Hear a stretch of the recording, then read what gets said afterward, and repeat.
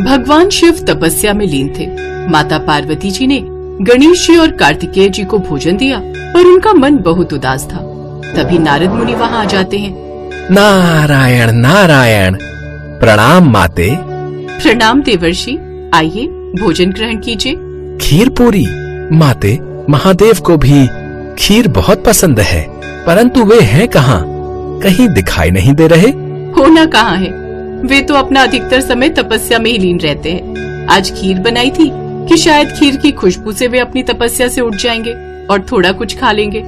कितने समय से मैंने और महादेव ने एक साथ बैठकर भोजन तक नहीं किया। नारद मुनि माँ पार्वती के चेहरे की उदासी को देख लेते हैं। मेरे पास एक उपाय है जिससे आप भगवान शिव से जो भी कामना करेंगी वो जरूर पूरी करेंगे। तो बताइए ना देवर्षि, ऐसा कौन सा उपाय है जिससे मैं उनसे जो भी मांगूंगी वो इच्छा पूरी करेंगे? माते, अगर आप श्रावण मास में की जाने वाली कावड़ यात्रा करके गंगा जल से महादेव के शिवलिंग का अभिषेक करेंगी तो महादेव अत्यधिक प्रसन्न होंगे। कहते हैं जो भी भक्त सच्चे मन से कावड़ यात्रा पूरी करता है, भगवान भोलेनाथ उस भक्त की इच्छा बहुत जल्दी पूरी करते हैं। आप इस कावड़ यात्रा का लाभ उठाकर महादेव को प्रसन्न कर सकती हैं, किंतु इस यात्रा को पैदल ही चलकर पूरा करना होता है। इसके लिए आप किसी भी शक्ति या फिर चमत्कार को अपने लिए उपयोग नहीं कर सकती। तभी आपको इस कावड़ यात्रा का पूरा फल प्राप्त होगा। भगवान भोलेनाथ को प्रसन्न करने के लिए आप जानते हैं देवर्षि, मैंने वर्षों कठोर तपस्या की थी, तब जाकर प्रभु मुझे पति रूप में प्राप्त हुए थे। तो फिर मैं उनके प्रेम को पाने के लिए कोई भी कठिन तपस्या कर सकती हूँ, इसलिए मैं कावड़ यात्रा अवश्य पूरी करूंगी। माता पार्वती ने ठान लिया था कि वो कावड़ यात्रा पूरी करके महादेव को प्रसन्न अवश्य करेंगी। वो एक साधारण स्त्री का रूप ले लेती हैं और एक गांव में पहुंचती हैं। क्या तुम भी कावड़ यात्रा कर रही हो? हाँ बहन, मैं पहली बार कावड़ यात्रा करने जा रही हूँ। बहुत मन था कि मैं कावड़ यात्रा करूँ। सुना है कावड़ यात्रा करने से महादेव मन की सारी मुरादें पूरी करते हैं। क्यों ना हम साथ में कावड़ यात्रा करें? दोनों को एक दूसरे का साथ मिल जाएगा। साथ में? ठीक है, वैसे भी मैं बिल्कुल अकेली ही थी, आपका साथ हो जाएगा। आप मेरे घर चलो, हम फिर साथ में ही कावड़ यात्रा के लिए निकलेंगे। राधा के कहने पर माता पार्वती उसके साथ उसके घर चली जाती हैं।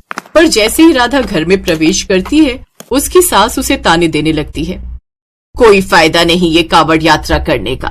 जब इतने सालों से तेरी गोद सुनी है और सारे हकीम डॉक्टर बोल चुके हैं कि तू कभी मां नहीं बन सकती, तो क्यों ये सब फालतू की चीजें कर रही है? माँ ठीक कह रही है राधा, और अकेली जाओगी? मैं तो साथ जा नहीं सकता, और ना ही मुझे कहना साथ चलने को। आपको परेशान होने की कोई जरूरत नहीं है, मैं इनके साथ जा रही हूँ। ये भी कावड़ यात्रा के लिए ही निकली हैं। रहने दे रोशन, इसके जो जी में आई करने दे। अगर अगले साल तक इसके बच्चा नहीं हुआ तो मैं साफ साफ इसे बोल रही हूँ, मैं तेरी दूसरी शादी कर दूंगी। जा अब तुझे जिस भी यात्रा पर जाना है। राधा की आंखों में आंसू आ जाते हैं। इसके बाद राधा और माँ पार्वती अपनी अपनी कावड़ लेकर यात्रा पर निकल पड़ती है। राधा को क्या मालूम था कि वो कितनी सौभाग्यशाली है। उसने कितने पुण्य कर्म किए हैं जो आज स्वयं माँ पार्वती उसके साथ कावड़ यात्रा पर जा रही है। राधा, क्या तुम्हें भोलेनाथ पर सच में विश्वास है कि वो तुम्हारी मनोकामना पूरी करेंगे? हाँ बहन, मुझे भोलेनाथ पर पूरा विश्वास है। कहते हैं ये कावड़ यात्रा बहुत फलदायी है। कावड़ के जल से भगवान भोलेनाथ के शिवलिंग का अभिषेक करने से वो प्रसन्न होते हैं। राधा की बातें सुनकर माता पार्वती मुस्कुरा देती हैं। चलते चलते माता पार्वती थक जाती हैं। लाओ बहन, थोड़ी देर कावड़ मुझे पकड़ा दो और तुम यहाँ पेड़ के नीचे आराम कर लो। राधा, तुम भी तो थक गई हो, तुम आराम नहीं करोगी? कोई बात नहीं, पहले आप थोड़ी देर विश्राम कर लो। अगर मुझे थकान लगेगी तो मैं आपको बोल दूंगी। माँ पार्वती पेड़ के नीचे विश्राम करने लगती है। अचानक एक शेर दहाड़ता हुआ बाहर आ जाता है। शेर को सामने देखकर राधा घबरा जाती है। माँ पार्वती गहरी निद्रा में सो रही थी। मैं भूखा हूँ और भोजन की तलाश में निकला हूँ। मैं तुम्हें खा जाऊंगा। राधा माँ पार्वती के आगे आकर खड़ी हो जाती है और शेर के सामने साहस रखती है। क्या तुम्हें मुझसे डर नहीं लगा? तुम चाहती तो मुझे देखकर भाग सकती थी, पर तुम क्यों नहीं भागी? नहीं, मैं इन्हें यहाँ छोड़कर नहीं जा सकती। तुम्हें अगर खाना है तो मुझे खा लो, पर इन्हें छोड़ दो। ऐसा तो कोई भी नहीं करता कि अपनी जान की परवाह किए बिना किसी दूसरे की जान बचाना, क्या ये तुम्हारी कोई रिश्तेदार है जो तुम उनके लिए अपनी जान देने को तैयार हो? हाँ, इनका मेरे से इंसानियत का रिश्ता है और इस रिश्ते के नाते मैं उनकी जान की रक्षा कर रही हूँ। तुम्हारी बातें सुनकर मैं बहुत आश्चर्यचकित हूँ। तुम बहुत नेक दिल हो, इसलिए मैं वापस जा रहा हूँ। तुम्हें मेरे से डरने की कोई जरूरत नहीं। शेर वापस झाड़ियों में चला जाता है। तभी माँ पार्वती भी नींद से जाग जाती हैं। अरे, पता ही नहीं चला मैं कितनी देर सो गई। क्या तुम थोड़ी देर विश्राम करना चाहोगी? नहीं नहीं बहन, चलना चाहिए ताकि हम समय पर हरिद्वार पहुंच जाएं। उसके पश्चात माँ पार्वती राधा के साथ गंगा नदी से जल भरकर वापस गांव लौट आती है। माँ पार्वती राधा के साथ शिवलिंग की पूजा करती हैं। तभी शिवलिंग में से महादेव प्रकट होते हैं। महादेव को देखकर माँ पार्वती मुस्कुरा देती है। पार्वती, तुम और यहाँ पृथ्वी लोक पर? मैं तो तुम्हें कैलाश पर ढूंढ रहा था, फिर मुझे पता चला कि तुम कावड़ भरने गई हो। माँ पार्वती? मतलब आप साक्षात माँ पार्वती हो? माँ पार्वती अपने साक्षात रूप में आ जाती है। हाँ राधा, मैं धरती लोक पर कावड़ यात्रा के लिए आई थी और तुमने उसमें मेरी बहुत सहायता की। महादेव, राधा बहुत अच्छी है। इसे आशीर्वाद दीजिए कि इसे शीघ्र ही संतान की प्राप्ति हो।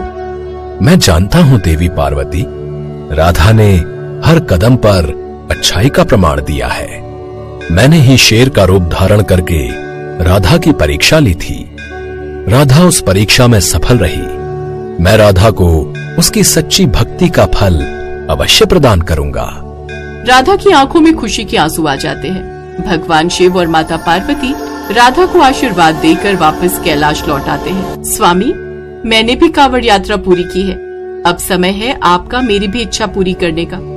अब आप कुछ समय के लिए तपस्या में लीन न रहकर मेरे और बच्चों के साथ कुछ समय बिताएं। पता है, मैंने आपकी पसंद की खीर पूरी भी बनाई थी, आपने वो भी नहीं खाई। तो कोई बात नहीं, आज बना लो। आज मैं तुम्हारे और गणेश, कार्तिकेय, नंदी आदि सबके साथ मिलकर भोजन करूंगा। तभी नारद मुनि भी आ जाते हैं। देखा माते, कावड़ यात्रा का कितना शुभ प्रभाव है। अब तो आप मान गई कि कावड़ यात्रा करने वाले सभी भक्तों की इच्छा महादेव अवश्य पूरी करते हैं। बिल्कुल देवर्षि नारद, आप बिल्कुल सही थे। अच्छा, आज मैं फिर से खीर पूरी बना रही हूँ। आप भी सबके साथ भोजन करके ही जाना।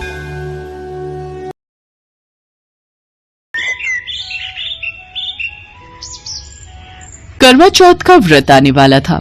कैलाश पर्वत पर माँ पार्वती अपने हाथों में मेहंदी रचा रही थी।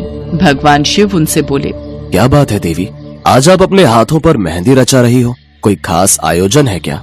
कल करवा चौथ का त्योहार है स्वामी। आपको तो ज्ञात ही है इस व्रत से मेरा कितना लगाव है।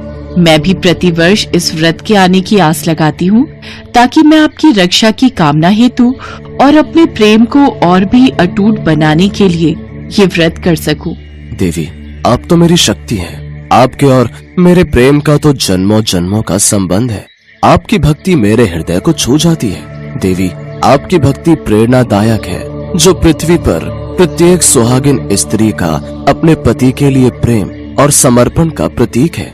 स्वामी, मैं चाहती हूँ इस बार मैं इस व्रत को पृथ्वी लोक पर करूँ। मेरी बहुत इच्छा है कि मैं भी मनुष्य रूप में सभी स्त्रियों के साथ इस व्रत की पूजा करूँ। जैसी आपकी इच्छा देवी पार्वती।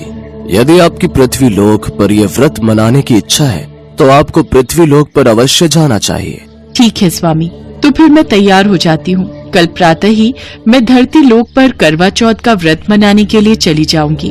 अगले दिन सुबह ही माँ पार्वती एक बहुत सुंदर स्त्री का रूप धारण कर लेती हैं और धरती लोक पर एक गांव में पहुंचती हैं। वहां पर करवा चौथ की बहुत चहल पहल थी। हर स्त्री ने 16 श्रृंगार किए हुए थे।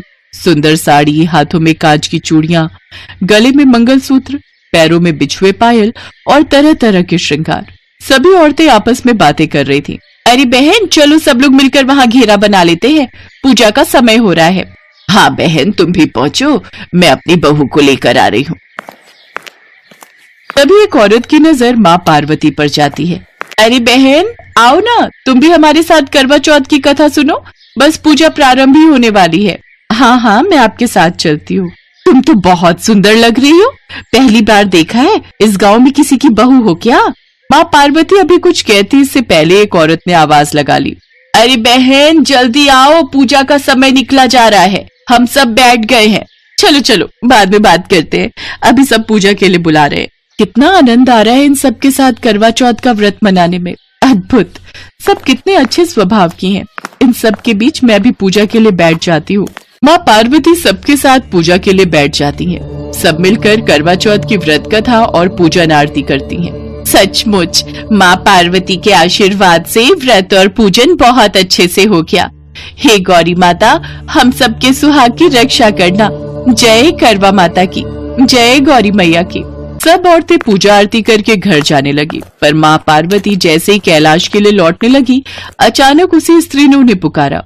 अरे सुनो बहन, तुम्हारा जल का कलश यहीं रह गया। अरे मैं भूल गई, मैं अभी उठा लेती हूँ। हमारी बात बीच में अधूरी रह गई। तुम्हें इस गांव में पहली बार देख रही हूँ, तुम्हारा घर कहाँ है? मैं इस गांव में नई नई आई हूँ, कुछ दिन पहले ही यहाँ रहना शुरू किया है। मेरे पति जरूरी काम से शहर गए हुए हैं, कुछ दिन बाद लौटेंगे। मैं उन्हीं के लिए ये व्रत कर रही हूँ। अच्छा, तो तुम नई नई आई हो गांव में। एक काम करो, तुम हमारे घर चलो, मैंने पूरी पकवान बनाए हैं, हम सब मिलकर खाएंगे। बस कुछ ही देर में चंद्रमा भी निकलने वाला है, घर पर तो तुम अकेले उदास हो जाओगी। ठीक है, चलो मेरे घर चलो। मैं और आपके घर? हाँ बहन, तो क्या हुआ, मेरे घर क्यों नहीं? मेरे घर को अपना ही घर समझो। त्योहार पर अकेले के लिए तुम क्या ही भोजन बनाओगी? मैंने तो बहुत कुछ बनाया हुआ है, मिलकर खाएंगे, अच्छा लगेगा। तुम्हारे पति भी शहर में है, वैसे कब आएंगे? दिवाली से पहले आ जाएंगे। उस औरत के इतने अच्छे स्वभाव को देखकर माँ पार्वती से रहा नहीं गया। वो उसके साथ उसके घर चली गई, पर माँ पार्वती को तो भगवान शिव की पूजा करनी थी, उनसे आशीर्वाद लेना था। सब चंद्रमा निकलने का इंतजार कर रहे थे। अचानक बहुत तेज आंधी तूफान आने लगा, आकाश में काले बादल छा गए। अरे सुशीला बहन, अब चंद्रमा कैसे पूजेंगे? आकाश में तो कुछ भी नजर ही नहीं आ रहा। अंधेरी और तूफान से चंद्रमा बादलों में छुप गया है। बिना चंद्रमा के दर्शन के हम व्रत कैसे खोलेंगे? अब तो एक ही रास्ता है कि माँ पार्वती से प्रार्थना करें कि वो हमें चंद्रमा के दर्शन करवा दे। चलो हम सब मिलकर माँ पार्वती से प्रार्थना करते हैं। सब स्त्रियां माँ पार्वती से प्रार्थना करती हैं कि आसमान साफ हो जाए और उन्हें चंद्रमा के दर्शन हो जाए। सुहागन स्त्रियां भला क्या जाने कि माँ पार्वती स्वयं उनके बीच खड़ी हैं। सुहागन स्त्रियों की प्रार्थना माँ पार्वती स्वीकार कर लेती हैं। उस औरत को साधारण स्त्री के रूप में माँ पार्वती साक्षात दिखाई दे रही थी। अचानक ही माँ पार्वती अंतर्ध्यान हो जाती हैं। आंधी तूफान रुक जाता है, मानो कुछ हुआ ही ना हो। आसमान साफ हो जाता है और सब स्त्रियों को चंद्रमा के दर्शन होते हैं। तभी वो औरत बोली, माँ पार्वती, ये सब आपका चमत्कार है। मैं जिस स्त्री से बात कर रही थी वो तो साक्षात माँ पार्वती थी। इसका मतलब मेरे घर में माँ पार्वती के चरण पड़े थे। हे मैया, आपने तो मेरे भाग्य ही खोल दिए। आपकी जय हो माँ, आप हमारे साथ करवा चौथ मनाने के लिए धरती पर आई। हाँ बहन, वो जो बहन 16 श्रृंगार किए हुए थी वो वास्तव में माँ पार्वती थी। आज उनके चमत्कार से ये आंधी तूफान रुक गया और हमें चंद्रमा के दर्शन हुए। चलो हम सब मिलकर माँ पार्वती को धन्यवाद कहते हैं। ये तो हम सबका सौभाग्य है कि माँ पार्वती ने हम सबके साथ मिलकर करवा चौथ का व्रत और पूजन किया। उधर माँ पार्वती भी कैलाश पर्वत पर भगवान शिव की पूजा करती हैं और उनके हाथों से जल और भोजन ग्रहण करके अपने करवा चौथ के व्रत को पूर्ण करती हैं।